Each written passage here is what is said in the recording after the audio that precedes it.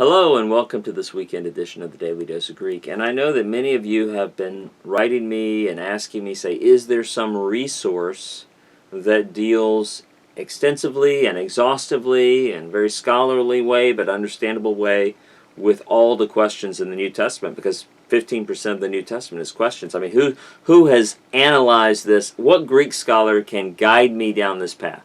Actually, I've never been asked that before. But there is a resource. Maybe you didn't know. This is the question you did not know you had, right? This is a resource by Doug Estes. It's published by Zondervan. It came out in 2017. And the title of it is Questions and Rhetoric in the Greek New Testament, an essential reference resource for exegesis. If you look at the large divisions, it's just laid out very clearly. Basics of question formation, questions driven by syntax, questions driven by semantics, questions driven by pragmatics, the function of questions in the Greek New Testament. Then if you look at the subheadings, you can see this is a man who is both detailed and organized, right? Wow.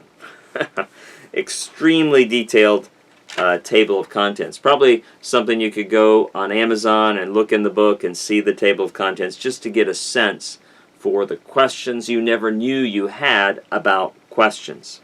As I was glancing at this beforehand, I thought that Con Campbell's endorsement was very good. Con Campbell, Australian Greek scholar, I'm just going to read it for us. He says, "This is an exceptional book. It addresses an issue that most of us do not spend much time considering, namely the questions of the New Testament.